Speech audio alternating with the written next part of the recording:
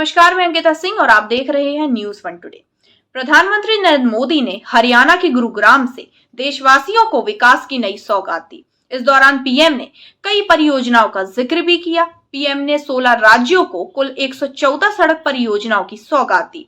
1 लाख करोड़ से अधिक लागत की 114 परियोजना जनता को समर्पित की। गुरुग्राम में द्वारका एक्सप्रेस वे के 19 किलोमीटर लंबे हरियाणा खंड को राष्ट्र के लिए समर्पित किया। बता दें कि द्वारका एक्सप्रेस वे से दिल्ली और गुरुग्राम के बीच यातायात को बेहतर बनाने और भीड़ भाड़ को कम करने में मदद मिलेगी। इस दौरान पीएम मोदी ने एक रोड शो भी किया। इस दौरान पीएम ने 43 किलोमीटर लंबा शामली अंबाला राष्ट्रीय राजमार्ग और भिवानी हांसी रोड के विस्तारीकरण की आधारशिला रखी। इस दौरान हरियाणा के मुख्यमंत्री मनोहर लाल खट्टर और केंद्रीय मंत्री नितिन गडकरी भी मौजूद रहे। वहीं जनसभा को संबोधित करते हुए पीएम ने कहा कि पहले की सरकारें छोटी सी कोई योजना बनाकर, छोटा सा कोई कार्यक्रम करके उसकी डुगडुगी 5 साल तक पीटते रहते थे। वहीं भाजपा सरकार जिस रफ्तार से काम कर रही है उसमें शिलान्यास और लोकार्पण के लिए समय और दिन कम पड़ रहे हैं। पीएम मोदी ने कहा कि मुझे खुशी है कि आज मुझे द्वारका एक्सप्रेस वे देश को समर्पित करने का अवसर मिल रहा है। इस प्रोजेक्ट पर 9,000 करोड़ रुपए खर्च हुए हैं। आज से दिल्ली और हरियाणा के बीच परिवहन का अनुभव हमेशा के लिए बदल जाएगा। यह आधुनिक एक्सप्रेस वे न सिर्फ गाड़ियों में बल्कि दिल्ली एनसीआर के लोगों की जिंदगी में भी गियर शिफ्ट करेगा।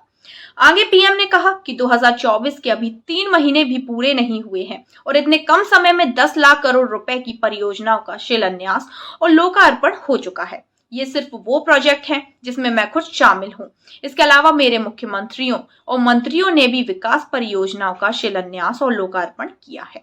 वहीं आगे पीएम परियोजनाओं को लेकर कहते हैं कि आज यहां देश भर के लिए 1 लाख करोड़ रुपए से ज्यादा की 100 से अधिक परियोजनाओं का लोकार्पण और शिलान्यास हो रहा है। सभी राज्यों के करोड़ों नागरिकों को इतनी सारी विकास परियोजनाओं के लिए बहुत बहुत बधाई देता हूं। इस संबोधन के दौरान सुरक्षा को लेकर भी जिक्र किया गया। पीएम मोदी ने कहा कि आज जहां द्वारका एक्सप्रेस वे का निर्माण हुआ है, एक समय था जब शाम ढलने के बाद लोग यहां आने से डरते थे।